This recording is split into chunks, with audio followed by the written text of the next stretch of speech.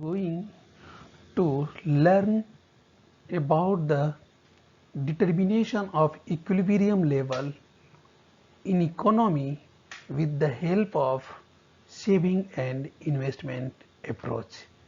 आज के वीडियो में हम लोग ये सीखेंगे कि किस प्रकार से अर्थव्यवस्था में इक्विलिब्रियम का डिटर्मिनेशन होता है through saving and investment approach. Last video में हम लोग already determination of equilibrium with the help of AD and S approach, जिसे हम लोगों ने डायग्रामेटिक प्रेजेंटेशंस के द्वारा एंड न्यूमेरिकल प्रेजेंटेशंस के द्वारा भी देख चुके हैं। आज के वीडियो में हम लोग ये देखेंगे कि किस प्रकार से अर्थव्यवस्था में इक्विलिब्रियम का डिटर्मिनेशन होता है भाया saving and investment approach.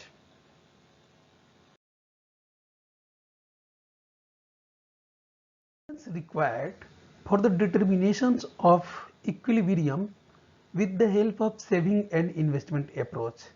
First, we have need to know about the conditions for the determination of equilibrium. Already we know that the equilibrium income of the economy is determined at the point where aggregate demand equals the value of total output.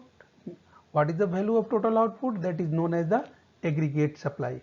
देखिए, जब हम लोग अर्थव्यवस्था में equilibrium को determine करने चलते हैं तो उसके लिए कुछ कंडीशंस के बारे में भी हमें नॉलेज होना जरूरी होता है कि वो कौन से कंडीशंस हैं जो कि रिक्वायर्ड हैं इक्विलिब्रियम को डिटरमाइन करने के लिए।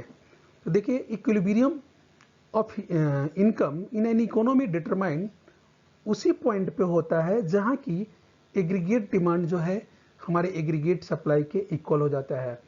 और जो हमारा एग्रीगेट सप्लाई जो होता है वो वैल्यू ऑफ टोटल आउटपुट के इक्वल होता है। तो यहाँ आप कंफ्यूज नहीं होइएगा। यहाँ यदि वैल्यू ऑफ आउटपुट हमने लिखा है तो इसका मतलब ये है कि ये किसके इक्वल है, एग्रीगेट सप्लाई के इक्वल है, एएस ही है। अब देखिए, हम लोग ऑलरेडी ये जान रहे हैं, क्या जान रहे हैं ऑलरेडी, कि एडी जो होता है किसके इक्वल होता है, एडी इक्वल होता है एएस के। अब एडी का भी हम लोग एडी को अगर हम आगे एक्सपेंड करते हैं तो एडी इक्वल टू क्या होता है, AD equal to C plus I होता है और AS equal to C plus S. अब हम ये दोनों इक्वेशन को अगर इक्वलाइज करते हैं तो ये हमारा जो सी और सी, ये जो हमारा सी है और इस साइड का भी सी, दोनों सी हमारे क्या हो जाएंगे, ये दोनों सी हमारे कैंसिल हो जाएंगे। जब ये दोनों सी हमारे कैंसिल हो जाएंगे तो हम कह सकते हैं कि हमारा इन्वेस्टमेंट जो है किसके इक्वल है। This implies that investment is equal to saving.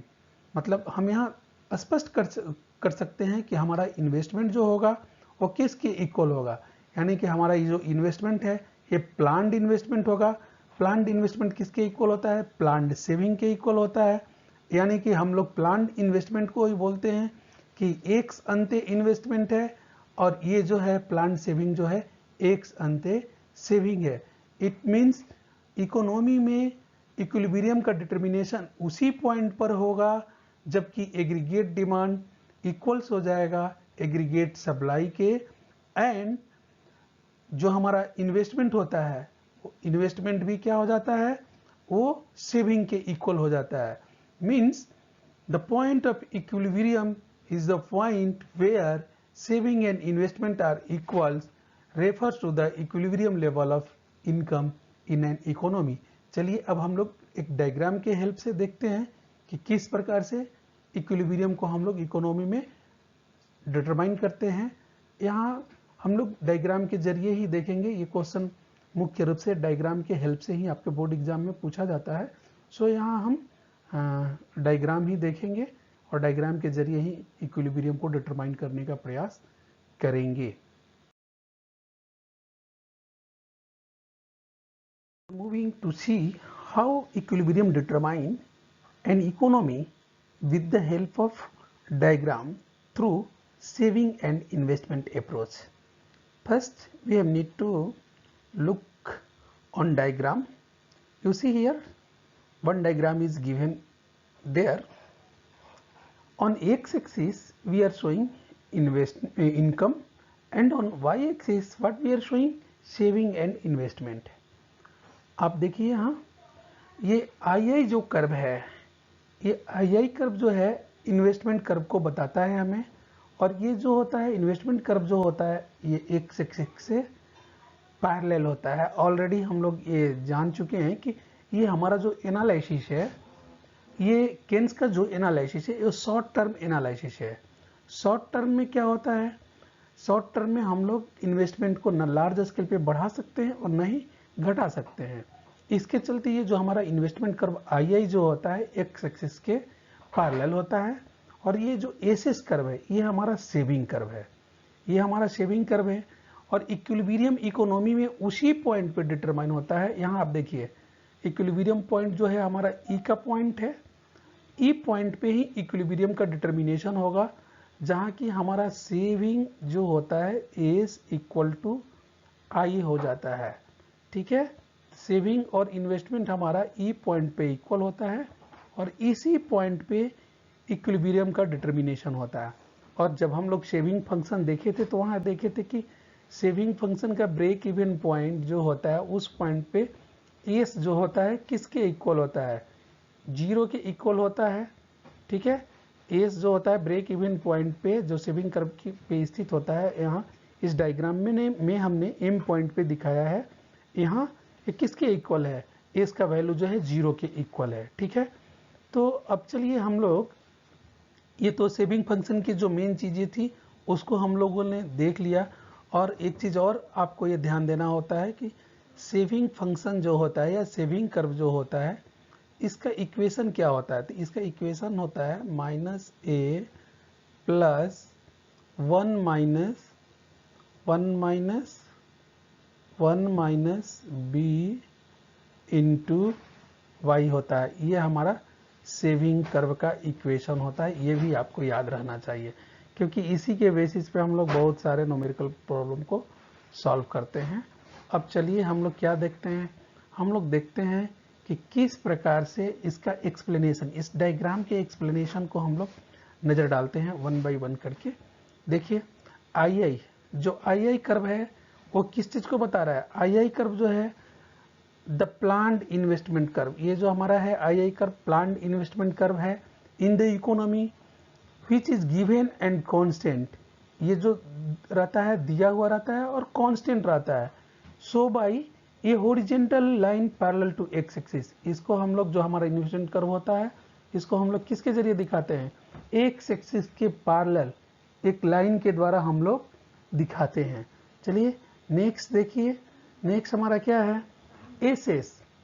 जो एसएस है वो हमारा सेविंग कर्व है। एसएस क्या है, हमारा सेविंग कर्व है, यानी कि द प्लान्ड और एक्स एंटे सेविंग को रिप्रेजेंट करता है एसएस कर्व, विच इनिशियली शोज डिस सेविंग, जो प्रारंभ में डिस सेविंग, ये पोर्शन जो है किसको दिखा रहा है, डिस सेविंग को दिखा रहा है। यहाँ हमारा सेविंग जो होगा माइनस होगा, यहाँ सेविंग हमारा क्या होता है, माइनस होता है, चूंकि यहाँ हम लोग डिस सेविंग करते हैं। ठीक है, दिन जीरो सेविंग, डिस सेविंग के बाद में हम लोग जीरो सेविंग पर पहुंचते हैं। तो जीरो सेविंग कहाँ होता है, एम पॉइंट पे होता है, और इस एम पॉइंट पर हम लोग जैसे पहुंच जाते हैं हमारा एस किसके इक्वल हो जाता है, 0 के इक्वल हो जाता है। ठीक है, अब देखिए एंड देन पॉजिटिव सेविंग। अब एम पॉइंट के बाद, यानी कि एम पॉइंट के जैसे हम लोग राइट साइड में आ गए, इधर जो हो जाता है हमारा सेविंग क्या हो जाता है, पॉजिटिव सेविंग हो जाता है। कैसा सेविंग हो जाता है, तो इधर पॉजिटिव सेविंग होता है। ठीक है, यानी कि जैसे हम लोग सेविंग कर्व के ब्रेक इवन पॉइंट के राइट साइड में पहुंचते हैं हमारा सेविंग क्या हो जाता है, पॉजिटिव हो जाता है। ठीक है, तो यही दिया हुआ है कि एसएस कर्व जो है द प्लान्ड और एक्स अंटे सेविंग कर्व है।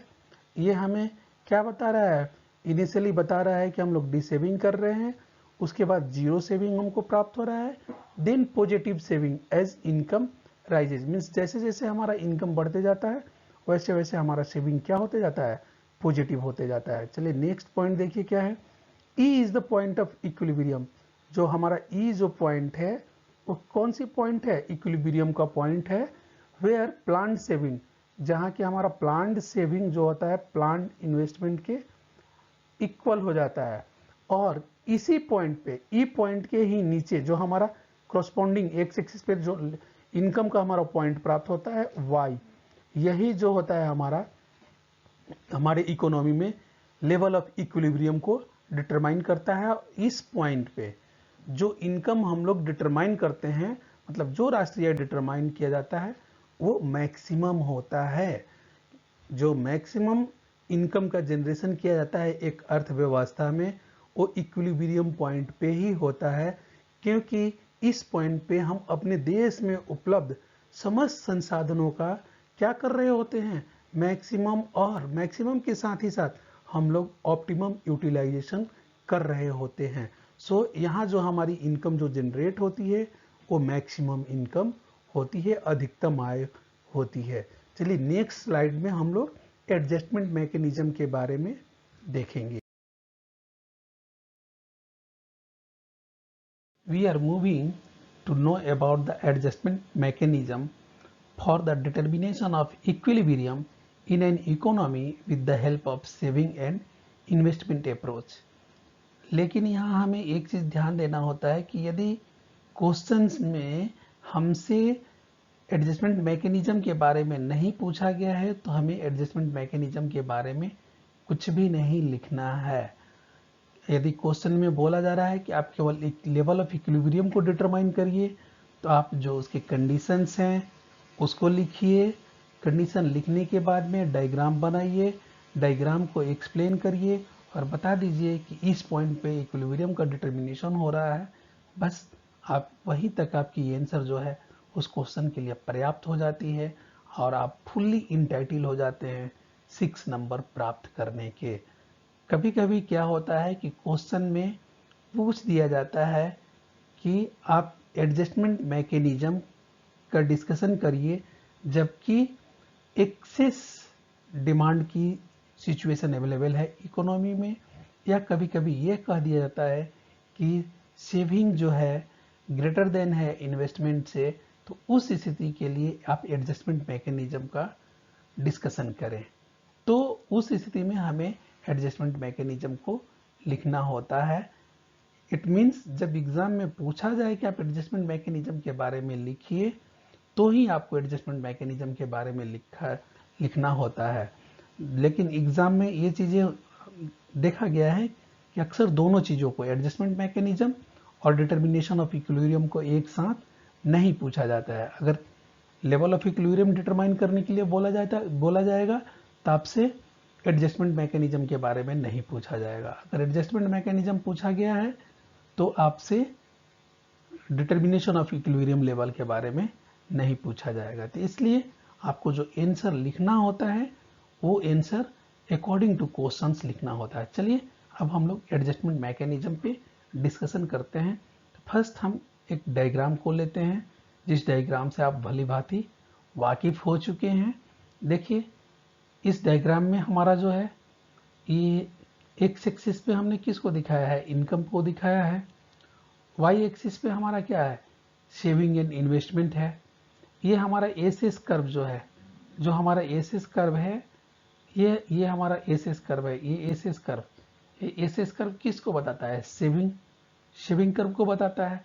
ये आई कर्व है, ये हमारा क्या है, इन्वेस्टमेंट कर्व है। ये पॉइंट ई है जो हमारा इक्विलिब्रियम पॉइंट है। ठीक है, ये देखिए इक्विलिब्रियम पॉइंट के जब हम लोग किधर होते हैं, लेफ्ट साइड में, इक्विलिब्रियम पॉइंट के लेफ्ट साइड में है, तो हम लोग देख रहे हैं कि इन्वेस्टमेंट जो है ग्रेटर देन है सेविंग से। लेकिन जब हम लोग राइट साइड में है, ये राइट साइड देखिए, राइट साइड में हम लोग हैं तो क्या देख रहे हैं कि सेविंग जो है ग्रेटर देन है इन्वेस्टमेंट से। तो राइट साइड में क्या होता है, अनप्लान्ड इन्वेस्टमेंट होता है। लेफ्ट साइड में क्या होता है, अनप्लान्ड डिसइन्वेस्टमेंट होता है। सेविंग कर्व के जब हम ब्रेक इवन पॉइंट पे होते हैं तो उस समय सेविंग जो होता है 0 के इक्वल होता है, यानी कि ब्रेक इवन पॉइंट पे सेविंग का वैल्यू कितना होता है, 0 होता है। और यह कब होता है, जबकि हमारा ब्रेक इवन पॉइंट की स्थिति होती है, उसी समय हमारे सेविंग का वैल्यू क्या हो जाता है, 0 के इक्वल हो जाता है। चलिए अब हम लोग इस डायग्राम के एक्सप्लेनेशन को देखते हैं रिगार्डिंग द एडजस्टमेंट मैकेनिज्म। सबसे पहले हम लोग केस 1 लेंगे और ये केस 1 में देखिए क्या चीज दिया गया है।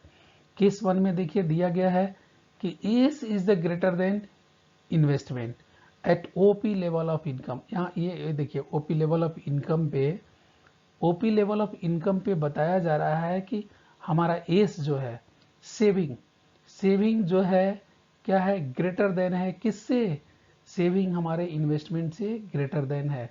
जो ये बता रहा है, यह जो सिचुएशन है हमें ये चीज बता रहा है, क्या बता रहा है भाई, कि रियलाइज सेविंग जो है, जो रियलाइज सेविंग है, ये रियलाइज सेविंग जो है ये क्या है, प्लान इन्वेस्टमेंट से बड़ा है। जब सेविंग हमारा ग्रेटर देन है किससे, इन्वेस्टमेंट से, तो उस स्थिति में क्या होता है, उस स्थिति में हमारा रियलाइज सेविंग जो होता है क्या होता है, प्लान्ड इन्वेस्टमेंट से ज़्यादा होता है। तो जब रियलाइज सेविंग प्लान्ड इन्वेस्टमेंट से ज़्यादा होगा तो क्या होगा, जब रियलाइज सेविंग प्लान्ड इन्वेस्टमेंट से ज़्यादा होगा तो इसका कंसिक्वेंसेज होता है कि इकोनॉमी में अनप्लान्ड इन्वेस्टमेंट बढ़ता है। और अनप्लान्ड इन्वेस्टमेंट बढ़ने का ये होता है, रीज़न ये होता है कि जो हमारे इंडस्ट्रियलिस्ट होते हैं उनके पास अनसोल्ड स्टॉक बचने लगते हैं, और अनसोल्ड स्टॉक जब बचने लगते हैं तो वो क्या करते हैं, नेक्स्ट स्टेप में अपने इन्वेस्टमेंट को घटाने लगते हैं। और जब नेक्स्ट अपने इन्वेस्टमेंट को घटाते हैं तो उसका रिजल्ट होता है कि प्रोडक्शन भी कम होने लगता है। क्या होने लगता है, प्रोडक्शन कम होने लगता है। जब प्रोडक्शन कम होने लगता है तो इससे हमारे इकोनॉमी में हमारे राष्ट्रीय आय की मात्रा जो है, वो राष्ट्रीय आय की मात्रा कहाँ से, ये ओपी से कम होकर के कहाँ चली जाती है, ओपी से ओवाई पे आ जाती है। यानी कि एक चीज़ यहाँ ये क्लियर हो गया कि जब हमारा रियलाइज सेविंग क्या हो, प्लान्ड इन्वेस्टमेंट से ज़्यादा हो तो उस समय अनप्लान्ड इन्वेस्टमेंट होता है। और हम लोग जो इंडस्ट्रियलिस्ट होते हैं नेक्स्ट स्टेज में अपने इन्वेस्टमेंट को घटाने लगते हैं। और जब हम अपने ओरिजिनल इक्विलिब्रियम लेवल पे पहुंचते हैं तो हमारा जो इनकम जो होता है, देश का राष्ट्रीय आय जो होता है वो डिक्रीज होता है, कम होता है। यानी कि हमारा जो मूवमेंट होता है वो किस डायरेक्शन में होता है, हमारा जो मूवमेंट देखिए यहाँ से मूवमेंट हो रहा है किधर, इक्विलिब्रियम पॉइंट की ओर। तो इस समय हमारा वाई जो क्या हो रहा है, वाई जो है हमारा डिक्रीज हो रहा है। क्या हो रहा है हमारा वाई, डिक्रीज हो रहा है, हमारा वाई डिक्रीज हो रहा है। ठीक है, तो ये चीज़ मैं आपको आशा करता हूँ कि समझ में आ गया होगा कि जब सेविंग ज़्यादा होता है तो कौन सी कंसिक्वेंसेज इकोनॉमी में जनरेट होती है, अनप्लान्ड इन्वेस्टमेंट की कंसिक्वेंसेज जनरेट होती है, जो कि आगे चल करके इंडस्ट्रियलिस्ट को ये मजबूर करती है कि वो अपने इन्वेस्टमेंट को कम करें। और लास्ट में हम लोग कहाँ आ जाते हैं, इक्विलिब्रियम पॉइंट पे पहुंच जाते हैं, जहाँ कि हमारा प्लान्ड सेविंग जो है, प्लान्ड सेविंग किसके इक्वल हो जाता है, प्लान्ड इन्वेस्टमेंट के इक्वल हो जाता है। और इस प्रकार से हमारे इकोनॉमी में इक्विलिब्रियम की एस्टेब्लिशमेंट हो जाती है। चलिए अब हम लोग सेकेंड पार्ट में चलते हैं, केस 2। देखिए केस 2 में एक हमने क्वेश्चन यहाँ नीचे में लिखा है कि discuss the adjustment mechanism in the situation of ex ante investment are greater than ex ante saving. ये क्वेश्चन आया हुआ क्वेश्चन है बोर्ड में, कि जिसमें आपसे बोला जा रहा है कि उस मैकेनिज्म की आप चर्चा करें जहां की एक्स अंते, जो हमारा एक्स अंते इन्वेस्टमेंट जो होता है ग्रेटर देन होता है एक्स अंते सेविंग से। अभी तक हमने ये चर्चा किया कि सेविंग हमारा ग्रेटर देन है। तो ये देखिए ये इक्विलिब्रियम पॉइंट के किधर, लेफ्ट साइड में ये हमारा इन्वेस्टमेंट कर्व है, ये इन्वेस्टमेंट कर्व है ना, तो इन्वेस्टमेंट कर्व यहाँ देखिए, तो यहाँ ये इन्वेस्टमेंट कर्व, यहाँ अगर हम आर पॉइंट से अगर एक्स एक्सिस पे हम ये लाइन खींचे हुए हैं डॉट डॉट द्वारा, तो देखते हैं कि हमारा इन्वेस्टमेंट आर पॉइंट पे और O T level of income पे इन्वेस्टमेंट जो हो रहा है आर टी हो रहा है, जबकि सेविंग जो है बी टी के बराबर ही है। सेविंग कितना है, बी टी के इक्वल है। तो इसका मतलब ये है कि हमारा रियलाइज सेविंग जो है वो प्लान्ड इन्वेस्टमेंट से क्या है, कम है। तो प्लान्ड इन्वेस्टमेंट से कम होने का मतलब क्या होता है, जब रियलाइज सेविंग हमारे प्लान्ड इन्वेस्टमेंट से कम हो जाएगी तो अनप्लान्ड डिसइन्वेस्टमेंट होगा। क्या होगा? अनप्लान्ड डिसइन्वेस्टमेंट होगा। ये 1 नंबर के पॉइंट ऑफ व्यू से आप याद रखिएगा। आपसे क्वेश्चन पूछा जा सकता है कि जब रियलाइज सेविंग जो होता है प्लान्ड इन्वेस्टमेंट से कम होता है तो उसका इकोनॉमी में क्या कंसिक्वेंसेज होता है। तो आपको बताना होगा कि इसकी इकोनॉमी में कंसिक्वेंसेज होती है कि अनप्लान्ड डिसइन्वेस्टमेंट की मात्रा बढ़ जाती है। और उसके आगे क्या होता है, जब अनप्लान्ड डिसइन्वेस्टमेंट की मात्रा बढ़ेगी तब फर्म जो है अपने इन्वेस्टमेंट को क्या करने लगते हैं, इंक्रीज करने लगते हैं। जब फर्म अपने इन्वेस्टमेंट को इंक्रीज करने लगेंगे, जैसे ही इकोनॉमी में इन्वेस्टमेंट बढ़ेगा प्रोडक्शन भी इंक्रीज करने लगेगा। प्रोडक्शन जब बढ़ने लगेगा तो ये क्या होगा, this will increase the level of national income, जिसके बाद में हमारे देश का नेशनल इनकम इंक्रीज करने लगेगा। और वो कहाँ से कहाँ तक चला जाएगा, ओटी से ओवाई लेवल तक चला जाएगा। कहाँ से कहाँ तक जाएगा, ये ओटी से ओवाई। ओटी से ओवाई जब हम मूव करते हैं, यानी कि जब हमारा रियलाइज सेविंग कम होता है प्लान्ड इन्वेस्टमेंट से, तो हम लोग राइट डायरेक्शन में मूव करते हैं। और जब हम लोग राइट डायरेक्शन में मूव करते हैं तो वाई में क्या होता है, वृद्धि होता है। वाई हमारा क्या होता है, इंक्रीज करता है। लेकिन यही जब हमारा रियलाइज सेविंग बड़ा होता है प्लान्ड इन्वेस्टमेंट से, तो हमारा मूवमेंट जो होता है लेफ्ट डायरेक्शन में होता है। और उस स्थिति में हमारी जो इनकम होती है वो क्या होती है, इनकम कम होती है। ठीक है, आशा करता हूं कि आपको ये सारी चीजें समझ में आ गई होंगी। If you have any problem without any hesitations you ask to मी।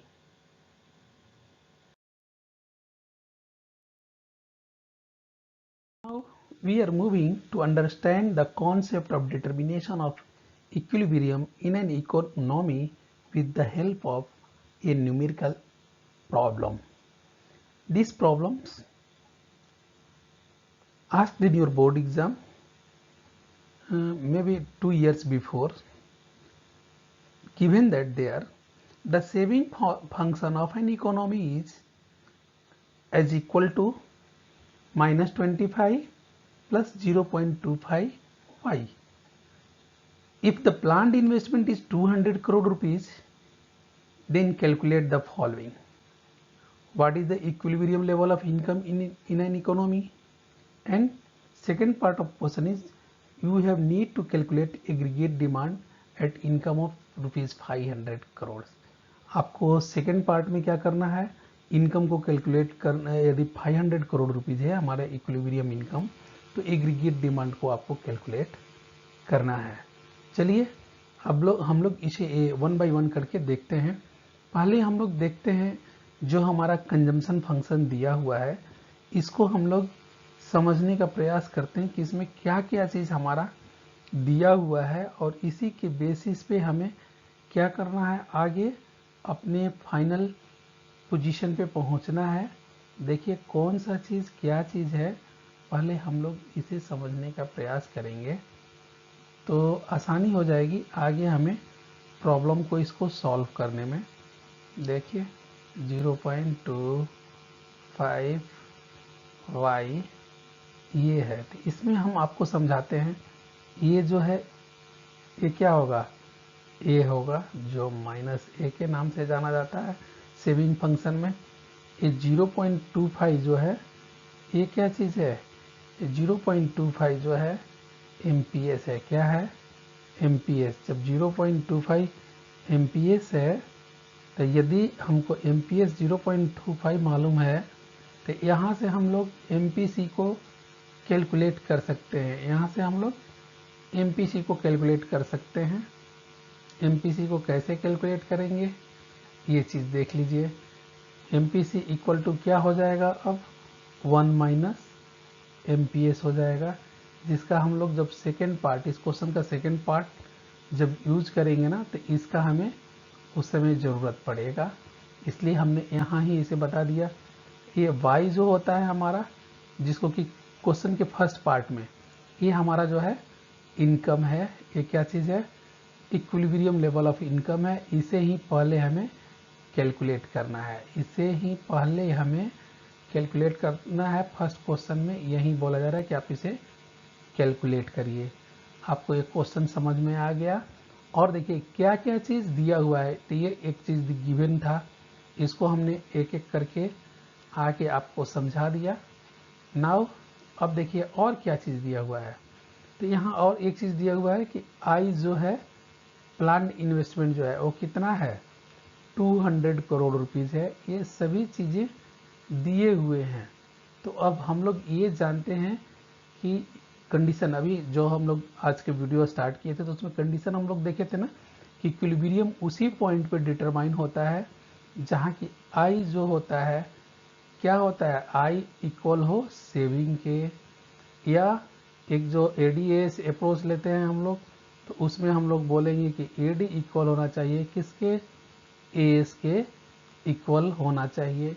ये जो दो कंडीशंस होते हैं किसके लिए, इक्विलिब्रियम के लिए। जब एडी एएस अप्रोच की बात कर रहे हैं तो वहाँ बोलेंगे कि एडी और एएस इक्वल होना चाहिए। जब इन्वेस्टमेंट और सेविंग अप्रोच की बात कर रहे हैं तो वहाँ बोलेंगे कि आई और एस दोनों हमारे इक्वल होने चाहिए। चलिए ठीक है।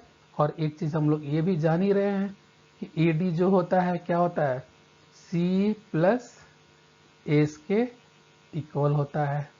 और एस जो होता है क्या होता है, एस जो होता है सॉरी एडी जो होता है हमारे सी प्लस आई के इक्वल होता है ना जी।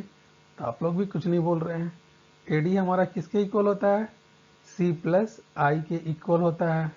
और एस जो हमारा होता है वो किसके इक्वल होता है, सी प्लस एस के इक्वल होता है। तो यहाँ से हमें एस इक्वल टू आई मिल जाता है। यानी कि ये सारी चीज़ें हम लोग लगभग जान रहे हैं। तो चलिए कैसे हम लोग इसे सॉल्व करेंगे, इसे अब हम लोग देखते हैं। अब आसानी होगी, आपको सॉल्व करने में कोई दिक्कत नहीं होगा। देखिए आंसर फर्स्ट हम लोग ये जान रहे हैं कि we know that the equilibrium level of income in an economy is determined when saving equal हो किसके, इन्वेस्टमेंट के। यहाँ हमने अभी निकाल रहा था यही चीज़ ना कि सेविंग किसके इक्वल होता है, आई के। एस का वैल्यू देखिए आपको दिया गया है इक्वेशन में, जो मेन क्वेश्चन है वहीं एस का वैल्यू आपको दिया गया है कि एस जो है -25 प्लस 0.25 वाई दिया हुआ है। यहाँ इन्वेस्टमेंट भी दिया गया है 200 के नियर बाई इक्वल टू, ये देखिए इन्वेस्टमेंट भी दिया गया है, यहाँ इन्वेस्टमेंट हमने लिखा ना, ये वाला इक्वेशन यहाँ दिया हुआ है। ये दोनों को हमने पुट कर दिया। यहाँ से हम लोगों ने क्या करा, इस इक्वेशन को हमने सॉल्व किया। अब इसमें भी कितने लोगों को दिक्कत होगी, तो देखिए कैसे ये सॉल्व किया गया है। ये -25 है ना, इसका साइड हम लोग चेंज कर रहे हैं। जब साइड चेंज करते हैं तो इधर जो ये आता है तो ये क्या हो जाता है 200, तो ऑलरेडी है पहले से इधर, और -25 है इधर आएगा तो क्या हो जाएगा +25 हो जाएगा। तो इस प्रकार से 0.25 वाई इक्वल टू 225 हो जाएगा। अब इसको हम लोग y, अगर y इक्वल टू आगे हम लोग करें तो कैसे ये हुआ है डायरेक्ट, आप कहेंगे कि सर डायरेक्ट यहाँ आप लिख दिए हमको समझ में नहीं आ रहा है, तो आप इसको लिख सकते हैं 225 ये जो 225 है और यहाँ डिवाइडेड बाई क्या होगा 0.25 होगा, 0.25 होगा तो 0.25 हुआ। 0.25 को हम लोग क्या लिख सकते हैं, देखिए 0.25 को हम लोग लिख सकते हैं 25। तो जब इसको हम लोग 25 लिखेंगे तो ऊपर में हम क्या करेंगे, इसको 100 से हम लोग मल्टीप्लाई करेंगे। ये जैसे हमने 100 से मल्टीप्लाई किया, देखिए क्या हमें करना है 100 से मल्टीप्लाई करना है, तो 100 से हमने मल्टीप्लाई करना है तो यहाँ 100 हम लिख लेंगे। और ये 100 लिखने के बाद में इधर 225 हमारा है ही, 225 और 25 डिवीजन करेंगे 25 से 225 को, तो ये 9 टाइम्स में कट जाएगा। जब ये 9 टाइम्स में कट गया तो इस प्रकार से हमारा y जो है कितना आ गया 900 करोड़ से आ गया। तो ये फर्स्ट वाला आंसर हमारा जो हो गया, जो पूछ रहा है कि इक्विलिब्रियम लेवल ऑफ इनकम क्या होगा, तो कितना होगा 900 करोड़ रुपीस होगा। अब चलिए हम लोग सेकेंड पार्ट पे, क्वेश्चन के सेकेंड पार्ट पे चलते हैं। देखिए यहाँ हम लोग ये जान रहे हैं कि एक अर्थव्यवस्था में एडी जो होता है सी प्लस आई के इक्वल होता है नहीं होता है। तो एडी जब सी प्लस आई के इक्वल होता है तो कह रहा है इस क्वेश्चन में कि आप एडी को कैलकुलेट करिए, जबकि हमारा जो इनकम है वो कितना है, एडी को कैलकुलेट करिए जब हमारा नेशनल इनकम 500 करोड़ रुपीस के इक्वल है। तो देखिए 500 करोड़ रुपीस यहाँ दिया हुआ है। इस 500 करोड़ रुपीस के बेसिस पे अब हमको एडी को कैलकुलेट करना है, सी प्लस आई को कैलकुलेट करना है। तो हम लोग एडी जान रहे हैं ना, एडी हम लोग जानते हैं कि AD equal to C plus I होता है। सी का वैल्यू हम ये भी जान रहे हैं, हम सी का वैल्यू भी जानते हैं कि सी इक्वल टू क्या होता है, C equal to A plus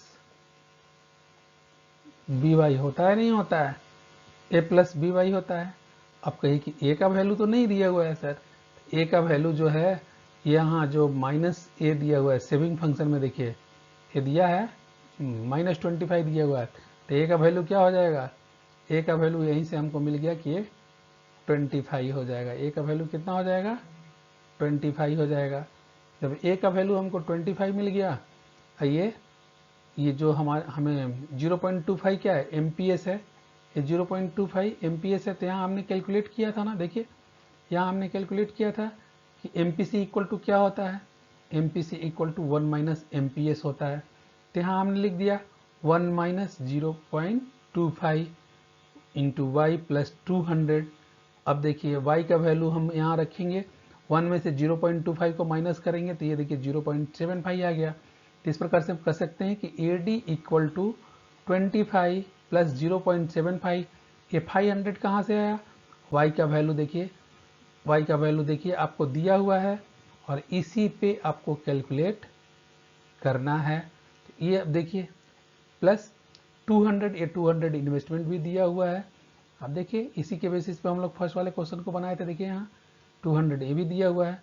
तो अब ये दोनों को हम लोग इस इक्वेशन को अब हम सॉल्व करते हैं, तो ये देखिए फाइनली हमारा एडी जो आता है 600 करोड़ रुपीस के इक्वल आ जाता है। तो इस प्रकार से ये हमारा सेकेंड पार्ट का आंसर हो जाता है। और जब हम ऐसा कर लेते हैं तो 3 मार्क्स पार्ट 1 के, 3 मार्क्स पार्ट 2 के, टोटल हमको 6 मार्क्स मिल जाते हैं आसानी से।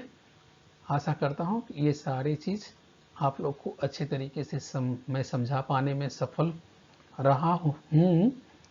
यदि फिर भी कोई दिक्कत है तो आप लोग ज़रूर कमेंट बॉक्स में मैसेज ज़रूर करें, कमेंट करें।